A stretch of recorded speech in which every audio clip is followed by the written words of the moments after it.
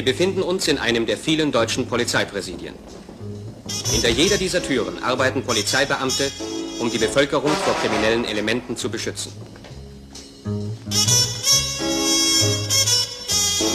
Unterstützt werden sie in der modernen Kriminalistik von einem Stab von Wissenschaftlern, deren höchste Zentrale das Bundeskriminalamt ist.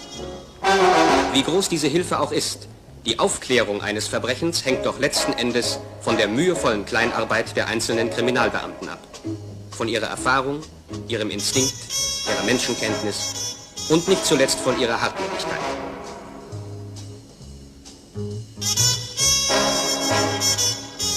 Zur Schulung und Weiterbildung des Polizei- und Justiznachwuchses besitzen einige größere Polizeibehörden ein Kriminalmuseum.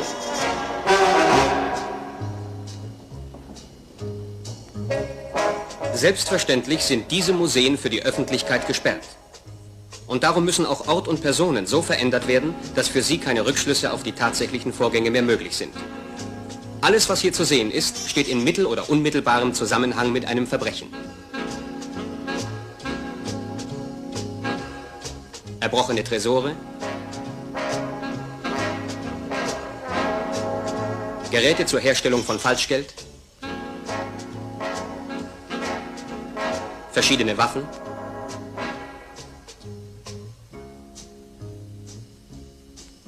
Einbruchwerkzeuge,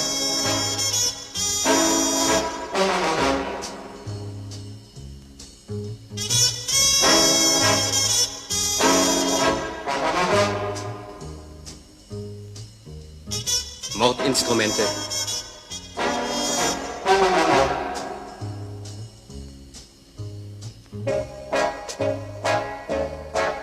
und Indizien.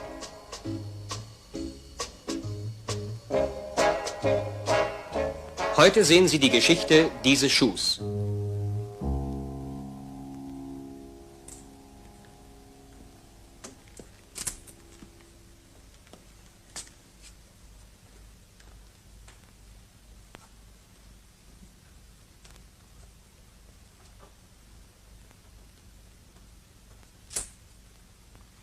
Sind Sie jetzt fertig? Jawohl, Herr Kommissar.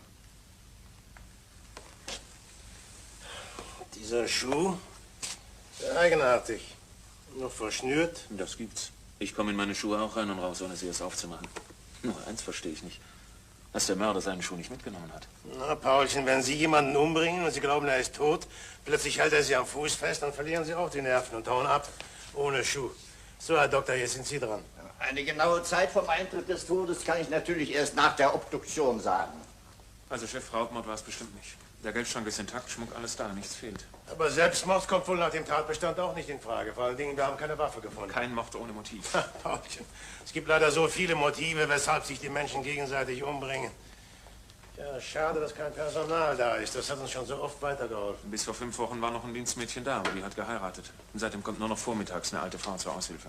Was halten Sie eigentlich von ihm? Herr König, ich muss leider noch ein paar Fragen an Sie stellen. Selbstverständlich, bitte. Ich kann das immer noch nicht fassen. Wenn ich daran denke, dass Ja, heute Morgen... beruhigen Sie sich.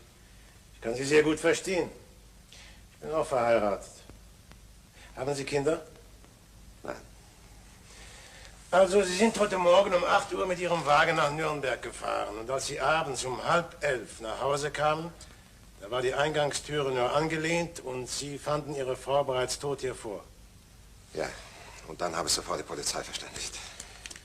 Was haben Sie denn in Nürnberg gemacht? Ich bin Generalvertreter bei der Nürnberger Waschmaschinenfabrik Dietrich & Söhne. Bitte. Dankeschön. Und muss deshalb 1- bis 2-mal in der Woche zur geschäftlichen Besprechung dorthin. Dann haben Sie doch sicher ein sehr gutes Einkommen. Könnten Sie da nicht Neider gehabt haben? Haben Sie irgendeinen Verdacht? Keine Ahnung. Wie lange waren Sie verheiratet? 15 Jahre. Sie sagten vorhin, Ihre Frau war 37. Wie alt sind Sie? 54. Eine indiskrete Frage. War Ihre Ehe glücklich? Unsere Ehe war sehr glücklich. Wir liebten uns. Und ich konnte meiner Frau dank meiner finanziellen Lage jeden Wunsch erfüllen. Verzeihung. Na, Paulchen, was Neues? Was sehr Interessantes sogar. Auf dem Schuh sind nur die Fingerabdrücke der Toten drauf. Dabei ist der Schuh vorher frisch geputzt worden. Mhm. Das heißt also, der Mörder hat Handschuhe getragen. Das war schon, als er die Schuhe putzte und anzog. Kennen Sie diesen Schuh? Nein, nie gesehen. Gummisohle mit ausgeprägtem Muster. Schon nach Spuren gesucht? Ich wollte mir gerade den Garten daraufhin mal ansehen. Herr König, überlegen Sie doch mal, wer könnte am Tod Ihrer Frau Interesse gehabt haben? Wenn wir ein Motiv fänden, kämen wir schon einen Schritt weiter. Ich weiß keins. Wirklich. Ich finde auch keins.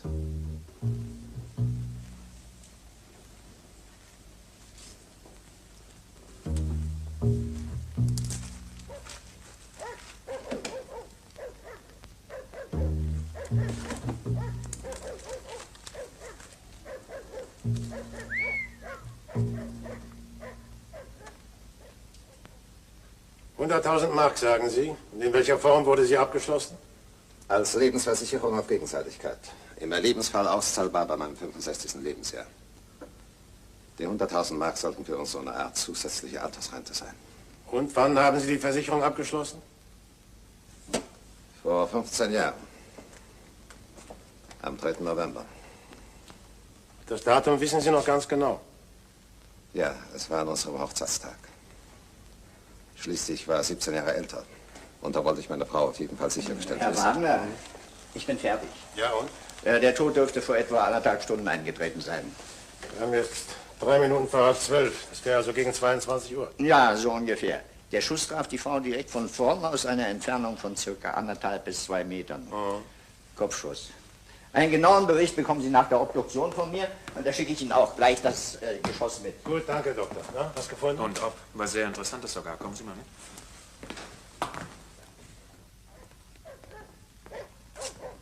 Na, Herr Kommissar, wenn das keine einwandfreien Spuren sind, dann gebe ich meinen Beruf auf.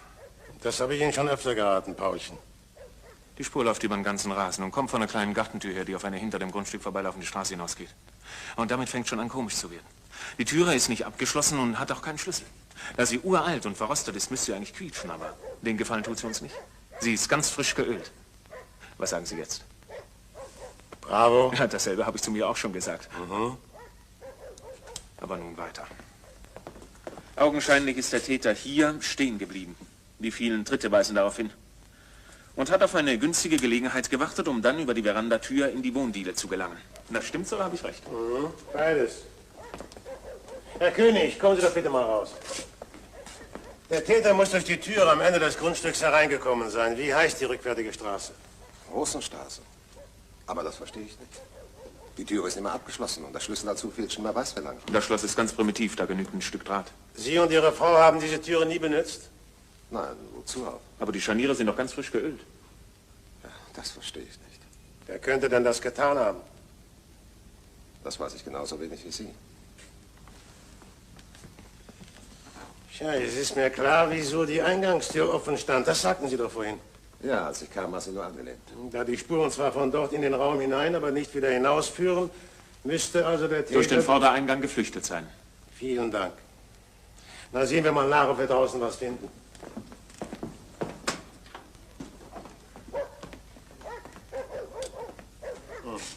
Leider nur Kies. Da verwischt sich natürlich jede Spur. Tja, und außerdem, wie viele Leute sind ja heute Nacht schon ein- und ausgegangen? Aber irgendjemand nur mit einem Schuh. Na, Vorsicht, Paulchen. Sie renken sich ja den Kiefer aus. Guten Morgen, Herr Kommissar. Oh, wieder mal nicht ins Bett gefunden, was? Wem sagen Sie das, Herr Kommissar? Aber Spaß beiseite, ich bin schon seit heute Morgen um 8 im Bau. Ihr Fleiß treibt mir Tränen in die Augen. Dann haben Sie den Fall König sicherlich schon aufgeklärt. Das ist ein ganz faules Ei, Chef. Wieso? Was nützt uns das schönste Indiz, wenn keine Fingerabdrücke drauf sind? Sie tun ja so, als ob es das erste Mal wäre, dass ein Mörder mit Handschuhen arbeitet. Ich finde den Kerl trotzdem, das schwöre ich Ihnen. Vorsicht, Paulchen, auf meiner steht Zuchthaus. Na, Sie machen das schon. Wenn Sie den Täter haben, sage ich in Zukunft Herr Schreiber zu Ihnen. Nur Paulchen ist mir lieber. Was haben Sie denn da? Hier habe ich Ihnen einen Lageplan vom Hause König mit den angrenzenden Grundstücken gemacht. Lindenstraße 1 wohnt ein Geschwisterpaar Bendorf. Haus Nummer 3 ist König. Hier hinten von der Rosenstraße aus führt die Tür in den Garten. Und das letzte Haus in der Lindenstraße, Nummer 5, gehört einem gewissen Grassinger. Herr Grassinger ist leider nicht zu Hause. Könnte ich dann bitte seiner Frau sprechen? Herr Grassinger ist Junggeselle. Oh, ist bewundernswert. Ich kann ihn voll und ganz verstehen. Würden Sie ihm trotzdem eine Karte geben? Er möchte sich noch heute bei mir melden. Gern. Er kommt ja über Mittag nach Haus.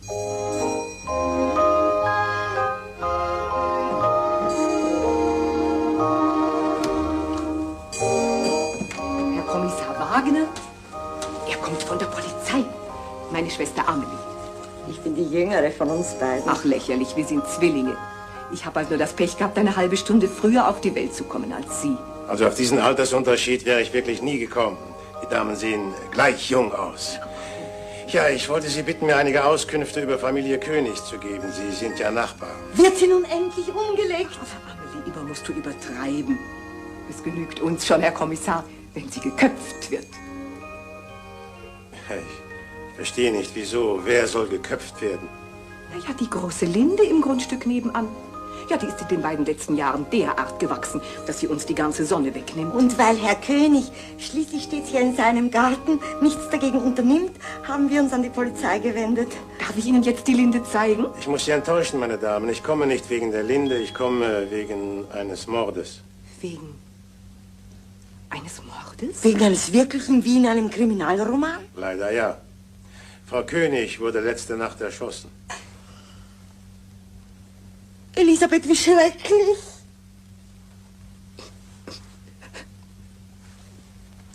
Komm. Nimm dich zusammen, Amelie. Und hol uns die Cognacflasche. Ja, das wird uns gut tun. Darf ich mich setzen, Herr Kommissar? Bitte? Mein Gott, die arme Frau König. Sie werden verstehen. Bitte schön. Danke. Ja, ich möchte Sie bitten, mir einige Fragen möglichst präzise zu beantworten. Sie kannten dort die Familie König gut. Oh Gott, was heißt gut? Vor 5 Jahren kaufte Herr König die Villa nebenan und seitdem sind wir Nachbarn. Ja, wir haben uns gegrüßt, wenn wir uns sahen, bis dann eben der Streit wegen der Linde kam. Haben Sie gestern Abend so gegen 10 Uhr einen Schuss gehört? Nein, um diese Zeit hören wir nie Schüsse. Da sitzen wir immer vor dem Fernsehapparat. Und wir lassen ihn immer ziemlich laut spielen, weil Elisabeth schon ein bisschen schwer hört. Na, Frau Amelie, das interessiert doch den Herrn Kommissar überhaupt nicht. Bitte, Prost. Danke, im Moment noch nicht. Können Sie mir sonst was über Familie König erzählen? Hatten Sie den Eindruck, dass die Ehe glücklich war? Glücklich? Das möchte ich bezweifeln. Erst Sonntagabend. Aber Amelie, darüber spricht man doch nicht. Oh doch, Sie müssen. Es handelt sich um die Aufklärung eines Mordes. Diskretion wäre hier völlig fehl am Platz. Also, was war Sonntagabend? Herr König hat sich mit seiner Frau so laut gestritten, dass es bis zu uns herüberschallte. Und um was ging der Streit? Ja, das konnten wir doch leider nicht verstehen, obschon wir am offenen Fenster standen und den Fernsehapparat ganz leise gedreht hatten. Wir haben uns wirklich alle Mühe gegeben, Genaueres zu hören. Ja, das glaube ich. Kam das öfter vor, dass die beiden Differenzen hatten? Die letzte Zeit schon. Genaueres konnten wir zwar nie hören, aber wir dachten uns, vielleicht wegen 1, 2, 3. Amelie. Ich bin so schrecklich neugierig. 1, 2, 3, das klingt so geheimnisvoll. Sollen wir es ihm verraten? Ja, das müssen wir jetzt wohl. So nennen wir nämlich den jungen Herrn, der die Frau König öfter besucht hat, wenn der Herr König auf Reisen war. Und weil wir seinen Namen nicht wissen, haben wir ihn einfach 1, 2, 3 getauft. Sein grauer Volkswagen hat nämlich die Nummer RK 1, 2, 3. RK 123, sagen Sie. Ob er gestern Abend so gegen 10 Uhr da war, wissen Sie nicht? Er war da. Sein Wagen stand dort, wo er ihn immer parkt. Und da wir Herrn König in der Früh wieder einmal wegfahren sahen, waren wir natürlich sehr gespannt. Und haben während des Fernsehens öfter in den Garten hinübergeschaut. Und wie wir gehofft hatten... Er kam. Wann war denn das? Auf die Uhr haben wir nicht gesehen. Es war sehr spät. Was war denn zu der Zeit im Fernsehen? Ja, das wissen wir nicht. Wir standen doch aufgeregt die ganze Zeit am Fenster. Zwar ließen wir das Fernsehen weiterlaufen, aber so interessant konnte es ja gar nicht sein, als Ja, dass wir nicht... ich verstehe. Wo stand denn sein Wagen? Ja, wo er immer steht. Hinter Königs Grundstück in der Rosenstraße. Da ist so eine kleine Tür. Ja, ich weiß, durch die man in den Garten kommt. Ja, diesen Weg geht der junge Mann auch immer. Könnten Sie mir den jungen Mann beschreiben? Groß, schlank, blonde Haare. Er sieht sehr gut aus. Was heißt sehr gut? Er ist ein ausgesprochen schöner Mensch. Er hat bestimmt nichts mit dem Mord zu tun. Ja, das hoffe ich in seinem eigenen Interesse auch, dass er damit nichts zu tun hat. Dürfte ich bei Ihnen mal telefonieren? Bitte, hier. Danke sehr. Aber Amelie. Sarelli. Nein, nicht Pinelli, Sarelli. Ja. Na, die Schuhe müssen eine geriffelte Gummisohle haben. Ein italienisches Fabrikat, natürlich, das dachte ich mir. Ja. Was, 17 Schuhgeschäfte werden von Ihnen hier in der Stadt mit dieser Marke beliefert? Na, servus. Würden Sie mir bitte die einzelnen Geschäfte mal durchgeben? Moment, bleiben Sie am Apparat, bin gleich wieder da. Apparat, Kommissar Wagner? Weder schlafe ich noch telefoniere ich mit einer Braut, Herr Kommissar, sondern bin mit gesenkter Spürnase hinter dem Sarelli-Schuh her. Na, das darf doch nicht wahr sein. Moment, bitte. Klar, wird sofort gemacht. Wie war die Nummer? RK123. RK123? Nein, die Autonummer kenne ich nicht. Vielleicht kennen Sie sie doch. Überlegen Sie mal. Vielleicht erinnern Sie sich. Wenn ich Ihnen sage, ich kenne die Nummer nicht, dann kenne ich sie nicht. Ich habe keinen Grund, irgendetwas zu verschweigen. Oder zweifeln Sie daran? Ich wage es, Herr König. Wie finden Sie das? Sie haben mich auch verschwiegen, dass Sie am Sonntagabend, also einen Tag vor dem Mord, Streit mit Ihrer Frau hatten. Lächerlich. Streit mit meiner Frau. Wer hat Ihnen das erzählt? Es ist mein Geschäft, hier zu fragen, Herr König, nicht Ihrs. Hatten Sie Differenzen mit Ihrer Frau, ja oder nein? Also gut. Ja. Aber nur ganz belanglos wegen eines neuen Kleides. Ach. Warum haben Sie mir erzählt, dass Sie Ihrer Frau jeden Wunsch erfüllen könnten? Aber ich bitte Sie, Herr Kommissar, Sie können mich doch nicht auf jedes Wort festnageln. Ich hatte Ärger, ein größerer Exportauftrag war geplatzt. Und genau in diesem Moment kam meine Frau mit dem Wunsch nach einem neuen Abendkleid. Da bin ich eben hochgegangen. Sowas kommt doch in jeder Ehe mal vor. Moment bitte. König? Für Sie aber. Danke. Wagner? Ja? Ja.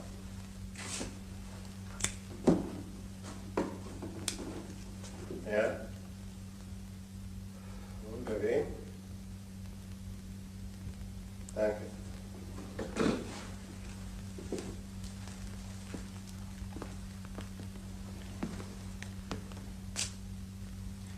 Kennen Sie einen Johann Steinitz? Steinitz.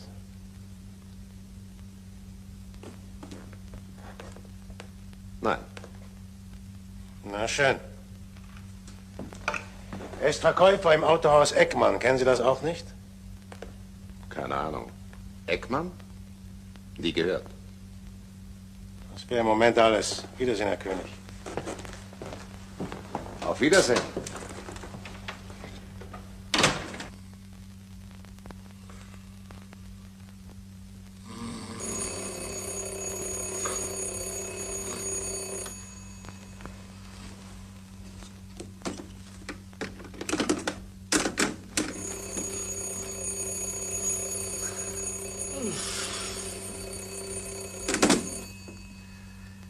Hallo?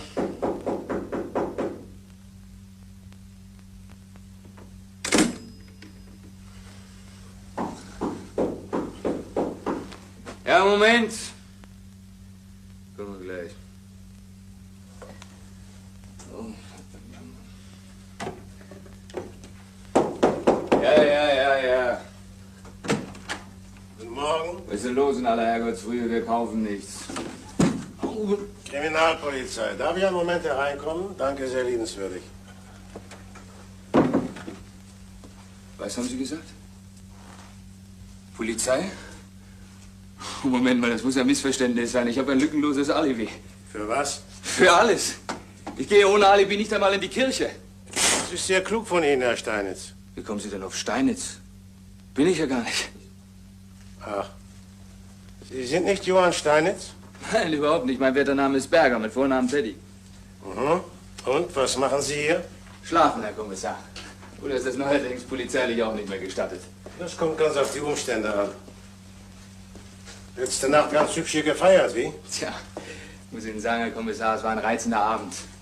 Johnny Steinitz, das ist mein Freund, der hat gestern einen dicken Wagen verkauft und das haben wir begossen. Was wollen Sie eigentlich von ihm? Ich mache Ihnen einen Vorschlag. Ich frage, Sie antworten. Kapiert? Kapiert. Wo ist denn zurzeit Herr Steinitz? Keine Ahnung, ich habe noch geschlafen, wie er heute früh weggegangen ist. Vielleicht ist er ein paar Brötchen verdienen gegangen. Oder ein kühles, helles Zischen. Apropos helles, ich habe einen wahnsinnigen Durst. Wenn ich wenigstens noch einen Schluck Bier hätte. Bitte schön. Herzlichen Dank, Herr Kommissar. Ich sage ja immer, wenn wir die Polizei nicht hätten, nicht? Sie dürfen sich setzen, bitte. Ja, vielen Dank. Prost. Wissen Sie wenigstens, wann Herr Steinitz wiederkommt? Das weiß man leider bei ihm nie. Na schön. Hier ist meine Karte. Er möchte sich so bald wie möglich bei mir melden. Ich werde es ausrichten, Herr Polizeirat. Auf Wiedersehen.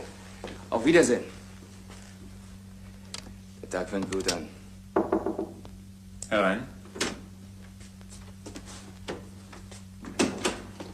Gestatten, Grassinger, Sie hat mich hierher bitten lassen. Herr Kommissar Wagner? Nein, Danke. nur sein Assistent Schreiber, aber ich weiß Bescheid. Herr Grassinger, Sie wohnen noch in dem Haus neben der Villa. Ganz recht. Schrecklich, diese Sache. Nachdem ich es heute in der Zeitung gelesen hatte, wäre ich sowieso zu Ihnen gekommen. Ich sagte über die Polizei, tappt im Dunkeln, du musst dir helfen. Sehr liebenswürdig. Ich bin nicht liebenswürdig. Ich tue nur meine Pflicht. Ich habe nämlich den Mörder gesehen. Was? Das hätten Sie nicht erwartet. Wie? Ja. Er rannte mir direkt in die Scheinwerfer, fast hätte ich ihn überfahren. Aber reaktionsschnell, wie ich nun mal bin, konnte ich meine Wagen noch zum Stehen bringen. Und woraus wollen Sie schließen, dass das der Mörder war? Trug er vielleicht noch einen rauchenden Revolver in der Hand? Sehr witzig. Aber er rannte sofort weg. Das typische schlechte Gewissen. Ich frage Sie bitte, wie benimmt sich ein normaler Fußgänger einem Autobesitzer gegenüber, der ihn fast überfahren hätte? Er beschimpft ihn, droht mit der Polizei, wenn nicht gar mit Prügel. Oder wenn er Bildung besitzt, sagt er wenigstens einen Vogel. Nicht? Ja, und wann war das? Gegen 10 Uhr. Ich weiß es daher so genau, weil meine Sekretärin mir im Büro noch sagte, Herr Direktor, es ist schon 9:30. Wissen Sie, wenn ich so im Diktieren drin bin, da vergesse ich einfach auf Ja, die Zeit. und dann sind Sie sofort nach Hause gefahren. Sofort. Vom Büro bis zu meiner Villa brauche ich genau eine halbe Stunde. Ist Ihnen Und dann- sonst noch irgendwas an dem Mann aufgefallen? Sie lassen mich doch nicht zu Worte kommen. Er trug etwas unterm Arm. Natürlich die Beute, die er bei Königs gestohlen hat. Frau König hat ihn überrascht. Er, Revolver raus, Schuss, sie tot. Ganz einfach. Ganz einfach. Tag. Herr Kommissar, das ist der Nachbar von König, Herr Grassinger. Ah? Er glaubt, den Mörder gesehen Aber zu haben. was heißt, ich glaube? Ich habe ihn gesehen. Das ist ja großartig. Ich habe eben versucht, diesem jungen Mann zu erklären, aber Sie wissen doch... Augenblick. Wie... Danke. Paulchen. Kommen Sie mit. Würden Sie den Mann wiedererkennen? Unter Tausenden, ich habe doch ein ausgezeichnetes Personengedächtnis. Gut, dann schauen Sie sich den Herrn mal genau an, der jetzt hereinkommt. Geben Sie mir unauffällig ein Zeichen, wenn es der ist, den Sie gesehen haben. Natürlich, klar. Herr Kommissar Wagner. Bitte nehmen Sie Platz, Herr Steinitz. Danke.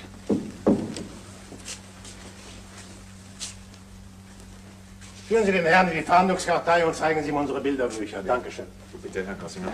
Mein Freund sagte mir, Sie wollten mich sprechen, Herr Kommissar. Stimmt. Sie haben doch sicher die Morgenzeitung gelesen. Es handelt sich um den Mordfall Beate König. Ja, aber was habe ich damit zu tun? Und bis jetzt noch nichts. Eine Frage. Sie kannten doch Frau König. Ja, oberflächlich. Sie interessierte sich einmal für einen kleinen Sportwagen. Ich bin Verkäufer im Autohaus Eckmann.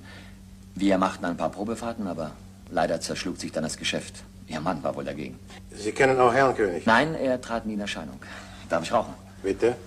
Wann waren denn diese Probefahrten? Vor circa 3 bis 4 Monaten ungefähr. Danach haben Sie Frau König nicht mehr getroffen? Nein. Ja, warum sollte ich auch? Das Geschäft war ja geplatzt. Vielleicht privat?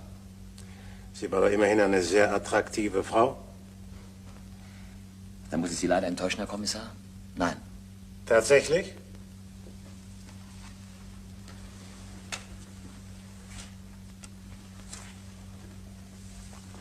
Was wollten Sie denn gestern Abend bei Frau König?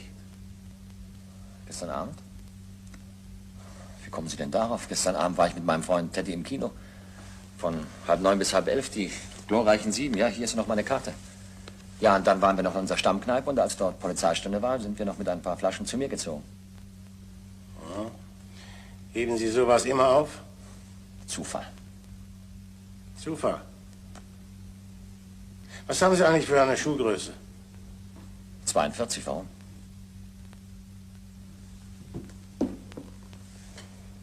»42. So ein Zufall.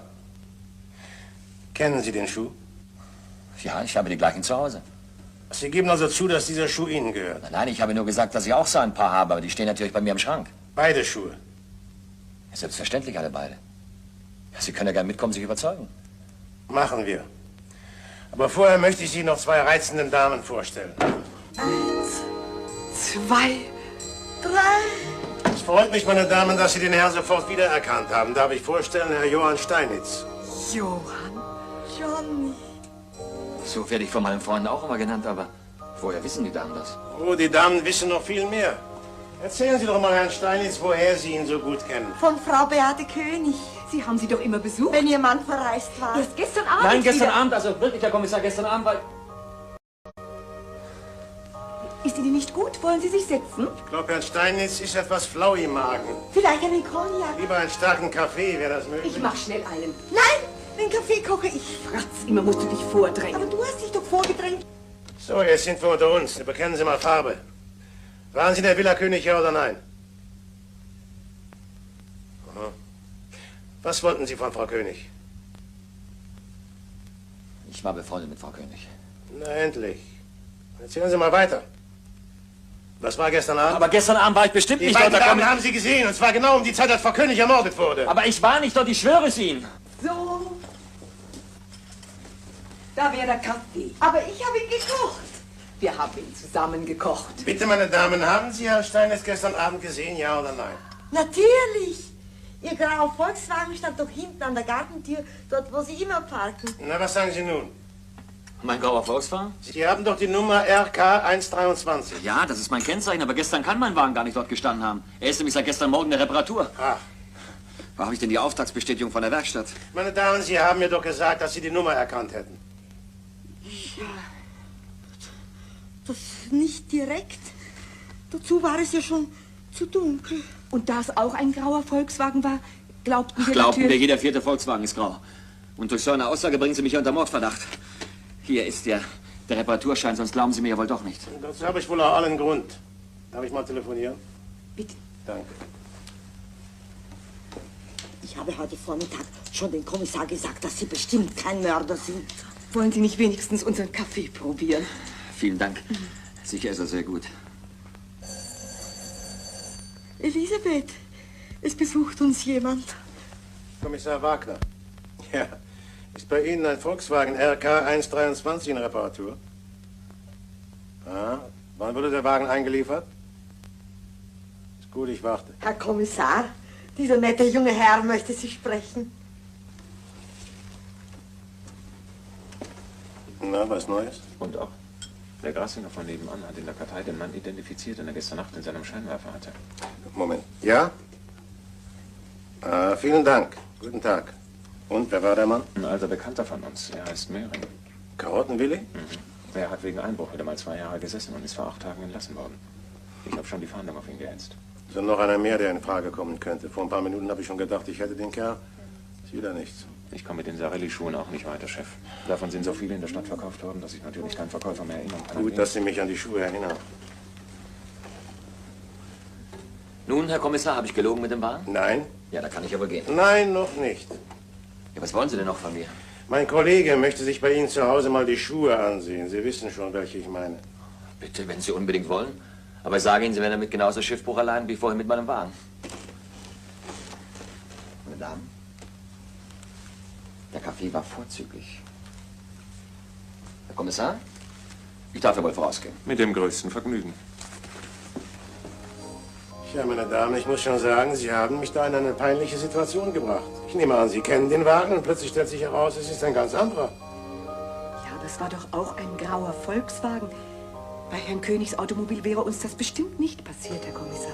Das ist nämlich unten rot und oben weiß.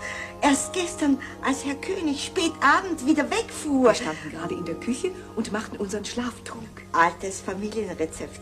3 Löffel Honig, eine Tasse Rum, für jeden natürlich. Moment mal, Sie sagten eben, als Herr König wegfuhr. Sie meinten wohl, als er ankam. Nein, wegfuhr, statt einwärts.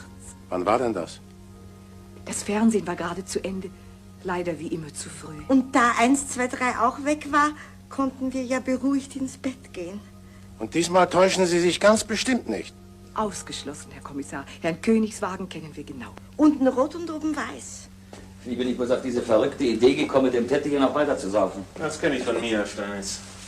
Der Alkoholspiegel erst mal eine gewisse Höhe erreicht hat, muss immer tüchtig nachgeschüttet werden. Ohne Rücksicht auf Verluste. Und nach jedem Kater schwört man sich nie wieder. Aber leider ist der Weg zur Hölle mit guten Vorsätzen gepflastert. Sprichwort ist zwar nicht von mir, aber auch ganz gut. Und nun, verehrtester Herr Kriminalassistent, vergessen wir nicht, weshalb wir hier sind. Ich zeige Ihnen jetzt die große Attraktion. Ein paar alte Schuhe. Wo sind denn die kleinen Dingerchen? Da sind sie nicht drin. So was? Ich habe doch die Schuhe seit Monaten nicht mehr angehabt. Sie müssen hier im Schrank sein.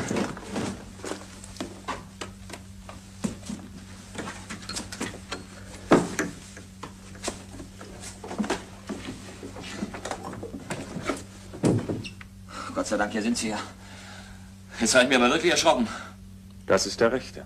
Und den linken haben wir im Polizeipräsidium. Aber nein, der muss ja dann auch hier im Schrank sein. Ich kann das einfach nicht verstehen. Neulich waren da doch beide Schuhe da.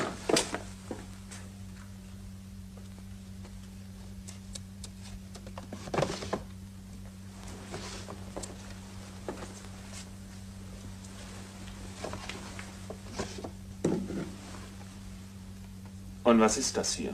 Das sehen Sie doch, ein Revolver, und zwar meiner. Außerdem habe ich dafür einen Waffenschein. Eine 65er. Frau König ist mit so einer Waffe erschossen worden. Was wollen Sie denn damit sagen? Das ist doch alles völliger Blödsinn. Der Revolver ist seit Jahren nicht mehr geladen worden. Sie müssen sich irren. Es sind 6 Patronen drin und eine davon ist abgefeuert. Können Sie mir das erklären? Nein, das kann ich leider nicht, denn ich habe die Waffe nie benutzt. Dann ist mir nicht ganz klar, wo die Patronen hineingekommen sein sollen. Außerdem ist der Schuh sehr schmutzig, wie Sie vielleicht gemerkt haben. Etwas ungewöhnlich, wenn man ihn so lange nicht mehr angehabt hat. Das kann ich mir einfach alles nicht erklären. Eben. Und darum nehme ich diese beiden Dinge jetzt mit. Und Sie auch. Das sind Ihre Schuhe. Den linken hielt die Leiche in der Hand. Der rechte wurde bei Ihnen zu Hause gefunden. Genügt Ihnen das immer noch nicht? Aber Sie wissen es doch selbst, Herr Kommissar, ich kann es doch gar nicht gewesen sein. Ich habe doch ein Alibi. Mein Auto, eine Reparatur und die Kinokarte. Wenn Sie auf Ihr Kino-Alibi pochen, dann werde ich schon sauer. Das ist ja gutes Recht, aber immerhin müssen Sie mir erst mal das Gegenteil beweisen. Das werde ich auch. Auf Ihr Alibi kommen wir bestimmt noch zurück. Herr König war zu Hause, ich habe ihn gleich mitgebracht. Er ist ganz schön wütend. Ich auch. So. Sie lasse ich jetzt in Ihre Zelle bringen. Da haben Sie Zeit zum Nachdenken. Abführen. Ich verstehe nicht, wie jemand bei solchen hieb- und stichfesten Indizien noch so hartnäckig leugnen kann. Doch ganz klar, dass der Kerl lügt. Von alle Lügen kommen wir ja nicht weiter. Paulchen, Sie hauen jetzt ab und quetschen mal diesen Teddy aus, mit dem Steinitz im Kino gewesen sein will. Und schicken Sie mir Herrn König herein. Bitte, Herr König. Was wollen Sie denn schon wieder von mir? Bitte nehmen Sie Platz. Sie haben doch nichts dagegen. Ich habe Ihnen doch alles erzählt. Ja, zum Beispiel, dass Sie in der Mordnacht schon um 10:30 nach Hause gekommen sind und mich dann sofort angerufen haben. Ja, das stimmt. Warum haben Sie mir verschwiegen, dass Sie schon vorher mal da waren und noch einmal weggefahren sind? Ich? Ja, Sie, man hat Sie gesehen. Ach so, ja, die Zigaretten. Als ich bei meinem Haus ankam, bemerkte ich, dass ich keine Zigaretten mehr hatte. Und da bin ich ins nächste Lokal gefahren und habe mir welche geholt. Aber vielleicht erklären Sie mir jetzt mal, was so eine Kleinigkeit mit der Aufklärung des Mordes zu tun haben soll. Wenn das für Sie eine Kleinigkeit ist, damit ist nämlich Ihr Alibi geplatzt. Wieso? Solange wir annahmen, dass Sie erst um 10:30 nach Hause kamen, hatten Sie ein Alibi. Und jetzt stellt sich heraus, dass Sie schon vorher da waren. Und zwar genau um die Zeit, als Ihre Frau ermordet wurde. Aber um Gottes Willen, Sie werden mir doch nicht den Mord an meiner Frau in die Schuhe schieben wollen. Ich war ja gar nicht im Haus, sondern habe kurz davor gewendet und bin wegen der Zigaretten nochmal zurückgefahren. Wohin? Ins Parkrestaurant. Kriminalkommissar Wagner. Ja, verbinden Sie mich bitte. Ja? Ah. Das ist natürlich sehr interessant. Na, jedenfalls vielen Dank, Herr Doktor. Wiederhören. Was versprechen Sie sich eigentlich davon, dass Sie mich immer wieder anlügen? Ich? Wieso? Sie hat mir doch erzählt, dass Ihre Ehe so überaus glücklich war. Ja. Bis auf die so üblichen kleinen Auseinandersetzungen. Die werden bei Ihnen ja auch manchmal vorkommen. Mit dem kleinen Unterschied, dass ich mich nicht scheiden lassen will, wie Sie das vorhatten. Oder wollen Sie das auch leugnen? Wer hat Ihnen das erzählt? Der Rechtsanwalt Ihrer Frau, jetzt eben. Ihre Frau hat Sie betrogen. Und in Ihre verletzten Stolz haben Sie... Nein!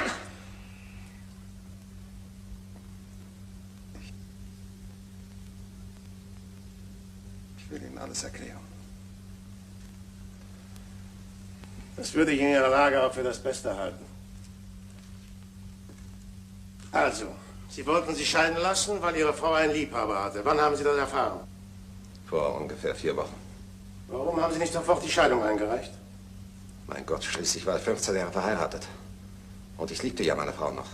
Kannten Sie den Liebhaber? Nein. Bei unserer ersten Auseinandersetzung darüber gab sie mir ihr Ehrenwort, ihn nie wiederzusehen. Und ich versprach ihr nicht weiter nachforschen zu wollen. Warum haben Sie dann doch die Scheidung eingereicht? Ich hatte erfahren, dass sie sich trotz ihres Versprechens immer weiter mit ihm traf. Und wenn ich auf Reisen war, sogar in meinem eigenen Haus. Da war es endgültig Schluss bei mir. Die letzte Auseinandersetzung mit Ihrer Frau war also am Sonntagabend? Ja. Unter der Bedingung, mein Haus noch im Laufe des Monats zu verlassen, ich musste wieder nach Nürnberg, gab ich ihr einen Scheck über 5.000 Mark. Das Geld war als Überbrückung bis zur endgültigen Regelung durch unsere Anwälte gedacht. Hier ist mein Scheckheft. Sie können die Eintragung nachprüfen. Oh. Es war merkwürdig, dass weder der Scheck noch die Summe in bar bei Ihrer Frau gefunden wurde. Wieso sind Sie Montagabend noch mal weggefahren? Das Märchen mit den Zigaretten, das muss ich Ihnen doch hoffentlich nicht abkaufen. Nein, das war ein anderer Grund. Als ich gegen 10 Uhr bei meinem Haus fuhr, brannte noch Licht. Empört darüber, dass meine Frau trotz unserer Abmachung immer noch da war, wendete ich, ohne auszusteigen, und fuhr ins Parkrestaurant, um mit ihr zu telefonieren. Zu einer neuen persönlichen Aussprache fehlte mir einfach die Kraft. Und was sagte Ihre Frau? Es meldete sich niemand. Ich fuhr nach Hause. Alles Übrige wissen Sie ja. Tja, was Sie mir da erzählen, das kann natürlich so gewesen sein. Es kann aber auch sehr raffiniert ausgedacht sein. Ich habe es ja gewusst, dass Sie mir das sagen dürfen. Als Sie mich damals nach der Lebensversicherung fragten, da verlor ich ganz einfach die Nerven. Ich hatte an der Börse spekuliert und viel Geld verloren. Und nach dem Tod Ihrer Frau bekämen Sie 100.000 Mark. Das ist eine ganz hübsche Summe. Sind schon für weniger Geld Menschen umgebracht worden. Was ist das für ein Revolver? Das ist der Revolver, mit dem Frau König ermordet wurde. Er gehört Ihnen. Ihre Fingerabdrücke waren darauf, und zwar nur Ihre. Ich bewundere Ihre Nerven, dass Sie immer noch leugnen. Ich sage überhaupt nichts mehr. Sie glauben mir ja doch nicht. Und zumindest nicht das Märchen von dem großen Unbekannten, das Sie mir einreden wollen. Wer soll denn in der Wohnung gewesen sein? Gewaltsam wurde die Türe nicht geöffnet und die Fenster waren geschlossen. Sie behaupten, 2 Schlüssel zu der Wohnung zu haben. Beide sind hier an diesem Ring. Jetzt erklären Sie mir mal, wie ein Fremder da noch hineinkommen kann.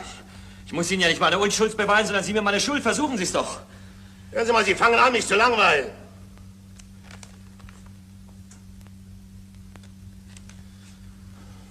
Machen Sie mal weiter. Leider muss ich Ihnen eine äußerst betrübliche Mitteilung machen. Ihr Alibi ist geplatzt. Wieso? Teddy hat gesungen. Dieser Idiot. Warum denn so böse auf ihn? Sie haben ihm erzählt, Sie brauchten Ihr Alibi für ein Geschäft. Na, ich habe ihn aufgeklärt, dass es für einen Mord war. Und da ist er umgefallen. Während Teddy im Kino saß, hat der Steines sich dessen Auto für diese Zeit ausgeliehen. Und Teddy fährt zufällig auch einen grauen Volkswagen.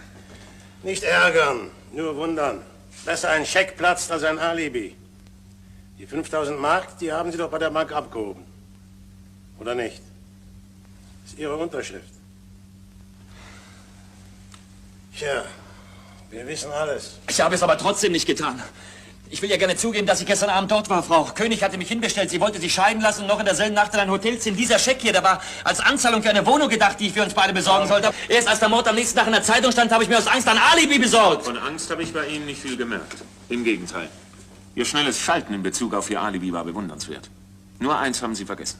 Um den Tod von Frau König etwas Trauer zu zeigen. Aber ich habe es nicht getan. Das ist also ein entsetzlicher Irrtum. Wenn es ein Irrtum war, wird sich das bestimmt herausstellen. Warum brechen Sie ab, Chef? Was ist los? Karottenbilly hat angerufen. Er möchte mit mir ein Geschäft machen. Ich treffe ihn heute Abend um 9 Uhr.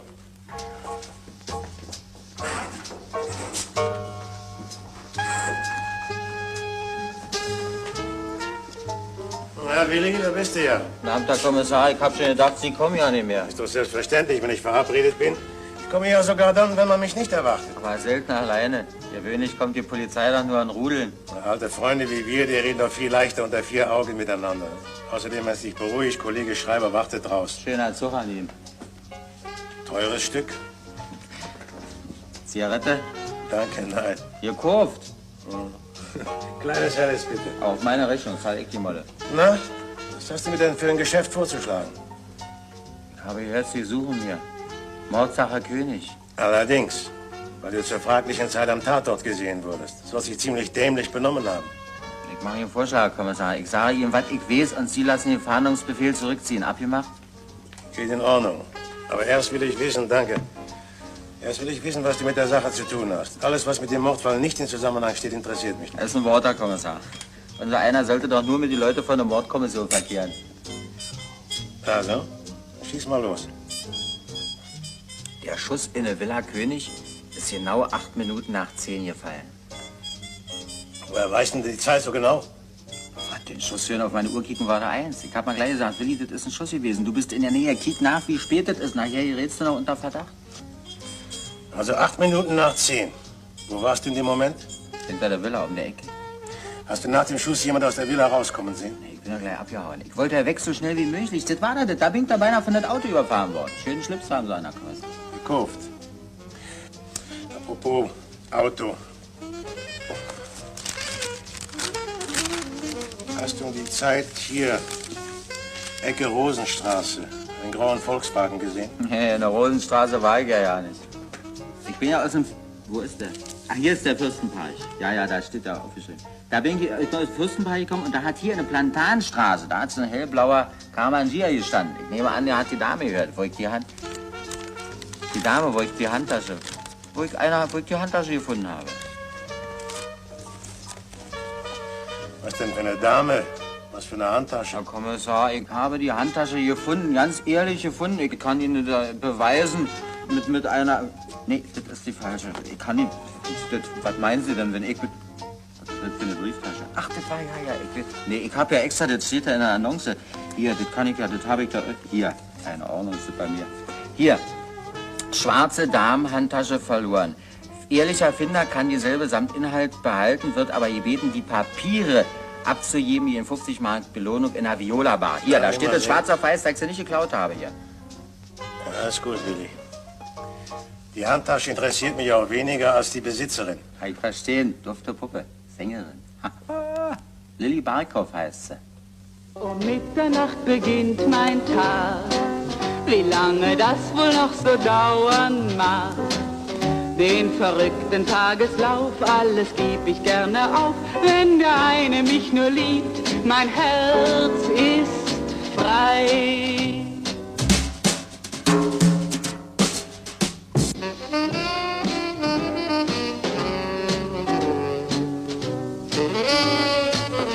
Sie wollten mich sprechen, Herr Kommissar? Bitte? Es handelt sich um Ihre verlorene Handtasche. Wieso? Ich habe doch gar keine Anzeige erstattet. Ach, das wusste ich nicht. Warum eigentlich nicht? Wozu? Ich habe tagelang von einer Behörde zur anderen laufen müssen, um mir neue Papiere zu besorgen. Wahrscheinlich hätte ich die Tasche heute noch nicht. Aber mit einer Zeitungsannonce und 50 Mark Finderlohn habe ich mir das alles erspart. Das ist doch wohl nicht strafbar, Herr Kommissar. Nein, bestimmt nicht. Mich interessiert auch weniger die Tasche an sich, als vielmehr die Umstände, wo und wann Sie sie verloren haben. Das verstehe ich nicht. Ach so, ich dachte, Sie wüssten, dass in der Gegend, wo Ihre Tasche gefunden wurde, ein Mord passiert ist. Nein, wirklich? Ja, da dachte ich mir, vielleicht haben Sie da irgendwas gesehen, dem Sie zwar keine Bedeutung beimessen, mir aber zur Aufklärung des Falles von Nutzen sein könnte. Tja, ich weiß nicht recht. Zigarette bitte? Danke. Na, erzählen Sie doch mal, wie, wann, wo Sie die Tasche verloren haben. Tja, warten Sie mal, das war am Fred. Das war am Montagabend, da hat nämlich unsere Bar geschlossen. Ich war mit einem Herrn aus der Schweiz, ich habe ihn hier kennengelernt, zum Abendessen und fuhr hinterher noch ein bisschen mit ihm durch die Gegend. Wir kamen am Fürstenpark vorbei und da wollte er mit mir einen Spaziergang machen. Tja, ja, ich glaube, da muss mir beim Aussteigen die Tasche aus dem Wagen gefallen sein. Das ist natürlich möglich. Und wann und wie lange waren Sie dort? Das kann ich Ihnen wirklich nicht sagen, Herr Kommissar. Ich weiß nur, dass ich schon kurz vor 10 zu Hause war. Das wissen Sie ganz genau. Ja.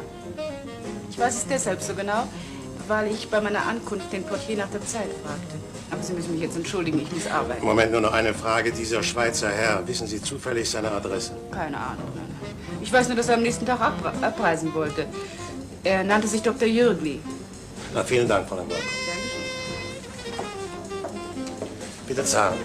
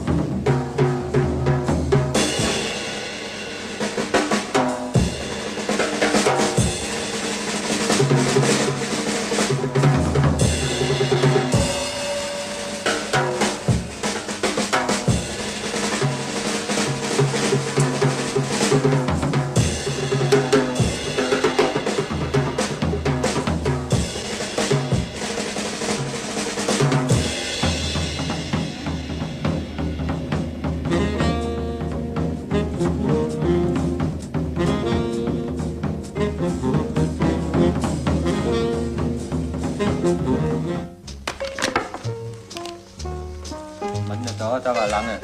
Was hat man nur davon, wenn man sich mit der Polizei in Geschäfte einlässt? Du jammer doch nicht dauernd, Willi. Meinst du, mir macht die Warterei Spaß? Glauben Sie, er lässt mal laufen? Ob ich dir laufen lasse, Willi, weiß ich noch nicht. Wieso stimmt das nicht, was ich Ihnen gesagt habe, Herr Kommissar? Nicht ganz, leider. Das habe ich befürchtet. Jetzt werden Sie aber kleinlich. Wieso? Na ja, Sie haben mir gesagt, alles, was mit der Mordsache nichts zu tun hat, interessiert Sie nicht. Stimmt. Na, dann kann es Ihnen doch auch real sein, ob ich die Handtasche nur neben oder in das Auto gefunden habe. Moment mal, Willi. Soll das etwa heißen, dass du die Tasche aus dem Wagen herausgeklaut hast? Geklaut. Wenn Ihnen das Wort besser gefällt, meinetwegen. Die Damenschuhe habe ich auch gleich mitgehen lassen. Was für Damenschuhe? Gebrauchte. Mit so hoher Absätze. Ich hab sie gleich meiner Kleinen geschenkt. Man ist ja schließlich Kavalier. Ist ja komisch. Räumt der Willi dem Mädchen den ganzen Wagen aus und sie erwähnt das mit keinem Wort? Ob sie einen Grund dafür gehabt hat? Ja. Sieht fast so aus. Kann ich mal jetzt zurückziehen, Herr Kommissar? Moment mal, Willi. War das wirklich ein Schuss, den du gehört hast? Kann das nicht sonst ein Knall gewesen sein? Sektkorken oder sowas? Ja, wozu arbeite ich denn nur seit 20 Jahren in der Branche? Da wäre ich da wohl noch einen Schuss von Sektkorken unterscheiden können. Vielleicht ist mein Gewissen manchmal nicht ganz in Ordnung, aber mein Gehör... Oh. Na schön, hau ab. Und das mit dem Fahndungsbefehl? Ist gestrichen. Herr Kommissar, ich wähle Ihren vornehmen Charakter zu rühmen. Abend. Wiedersehen, Willi. So, jetzt zum Globus Hotel Ritterstraße 21. Was wollen wir denn da? Da wohnt die Barkow. Ich möchte mir vom Portier bestätigen lassen, wann sie Montagnacht ins Hotel gekommen ist. Sie behauptet nämlich, es wäre schon vor 10 Uhr gewesen. Ja, ich erinnere mich genau. Es war 4 oder 5 Minuten vor 10, als Fräulein Barkow nach Hause kam. Und wieso wissen Sie die Zeit so genau? Ich war ein bisschen eingenickt, als von Zimmer 7 ein Auslandsgespräch verlangt wurde. Als die Verbindung endlich geklappt hatte und ich wieder hier rauskam, stand Fräulein Barkow vor der Rezeption und verlangte ihren Schlüssel. Ich habe sie nämlich gar nicht kommen hören, weil sie ohne Schuhe war. Ohne Schuhe? Ja, die hätte man ihr gestohlen, wollte sie mir erzählen. Samt Handtasche. Die hatte sie nämlich auch nicht. Und weil da auch ihre Uhr drin war, wollte sie die Zeit wissen. Na, da habe ich ihr den Wecker hier gezeigt. Es war ein paar Minuten vor 10. War sie vielleicht betrunken? Nein, das hätte ich gemerkt. Lampe direkt vor. Angenehme Ruhe der Herrschaften. Sie entschuldigen mich jetzt. Es ist schon nach 10. Ich werde jetzt abgelöst. Einen Moment, noch eine Frage. Hat bei Ihnen in letzter Zeit ein Dr. Jürgli gewohnt? Dr. Jürgli? Ich kann mich nicht erinnern, aber hier. Sehen Sie mal im Gästebuch nach. Gute Nacht. Gute Nacht. Dr. Jürgli? Wer ist denn der Chef? Das ist der Mann, mit dem die Barkow im Park gewesen sein will. Hans, komm, mach schon.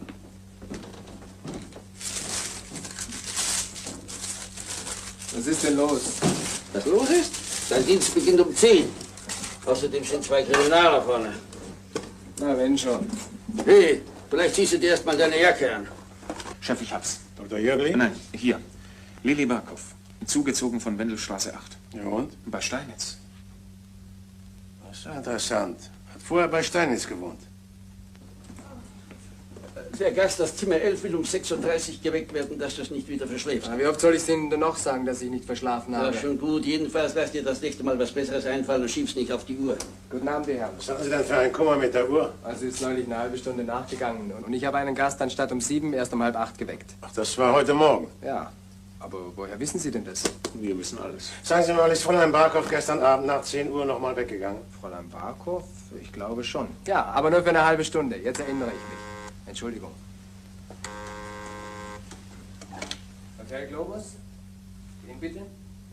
Tut mir leid, der Hamburg ist bereits abgereist. Bitte sehr. Tja, ich glaube, es wird Zeit, dass wir gehen. Wie spät ist es denn? 9:45. Danke, das ist alles, was ich noch wissen wollte. Und wieso erst 9:45?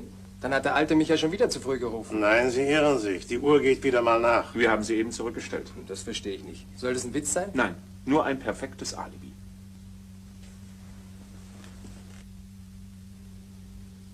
Also gut, ich werde Ihnen alles erzählen. Ich war über ein Jahr mit Lilly Barkow befreundet. Ich lernte sie zu einer Zeit kennen, als es mir ziemlich dreckig ging. Ich hatte keine Stellung und da hat sie mir sehr geholfen. Wir sind dann zusammengezogen in meine jetzige Wohnung und wollten heiraten, aber dann... Dann lernten Sie Frau König kennen? Ja, das war's. Lilly wurde verrückt vor Eifersucht. Sie machte mir von Tag zu Tag größere Szenen, bis sie es einfach nicht mehr ertragen konnte und mich von ihr trennte. Wann war das? Vor ungefähr einem Monat. Stimmt. Fräulein Barkow ist seit knapp 4 Wochen im Hotel Globus gemeldet. Sie haben sie seitdem nicht wiedergesehen? Nein. Sie wollte es zwar immer und da habe ich ihr, um endlich Schluss zu machen, geschrieben, dass ich Frau König heiraten würde. Und? Wie reagierte Fräulein Barkow darauf? Sie schickte mir den Schlüssel zurück, den sie noch von meiner Wohnung hatte, und seitdem habe ich nie wieder etwas von ihr gehört. Würden Sie mal den Schuh anziehen? Bitte auch zuschnüren. Paulchen, versuchen Sie mal Herrn Steinitz den Schuh vom Fuß zu ziehen.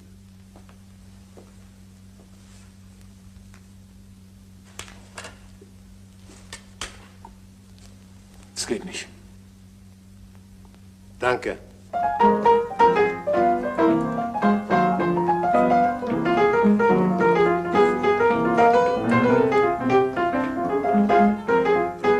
Moment, fang noch mal von vorne an.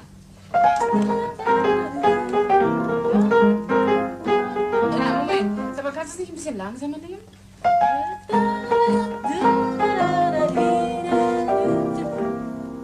Oh, Herr Kommissar, welche Überraschung. Sie haben mich ganz schön erschreckt. Das tut mir leid.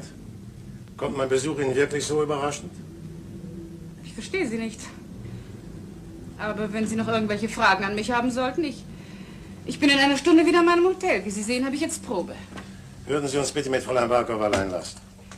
Ich warte draußen. Das wird kaum nötig sein. Sie wissen doch, weshalb wir hier sind. Leider nein. Aber es würde mich brennend interessieren. Sie haben Frau Beate König ermordet. Herr Kommissar, ich finde Ihre Anschuldigung so ungeheuerlich, dass ich nur lachen kann. Das Lachen dürfte Ihnen bald vergehen. Sie waren sehr geschickt und beinahe wäre Ihnen alles geglückt. Damit hätten Sie 2 Fliegen mit einer Klappe geschlagen. Die verhasste Nebenbuhlerin beseitigt und dem Mann, der Sie verlassen hat, einen Mord in die Schuhe geschoben.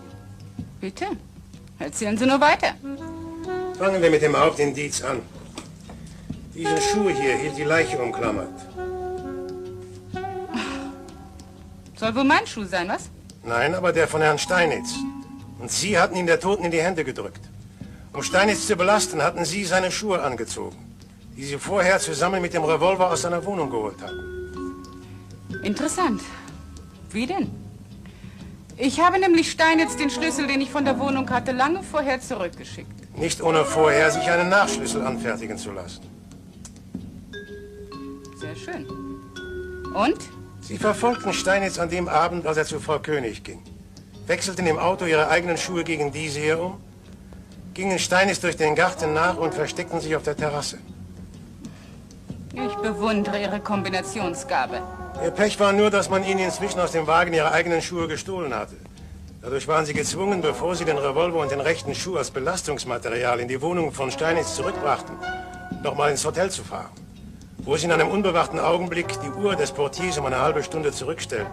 So ein wunderbares Alibi. Sie verstehen so interessant zu erzählen, Herr Kommissar, dass ich annehmen muss, dass Sie oft und gern Kriminalromane lesen. Ist Ihnen da noch nie aufgefallen, dass der Kommissar trotz aller noch so einleuchtenden Verdachtsmomente immerhin am Ende wenigstens ein Beweismittel bringen muss, das ihm der Täter nicht widerlegen kann? Allerdings. Auch das haben wir. Nämlich Ihre Fingerabdrücke auf dem Revolver. Sie irren. Ich hatte Handschuhe an. Danke, das wär's.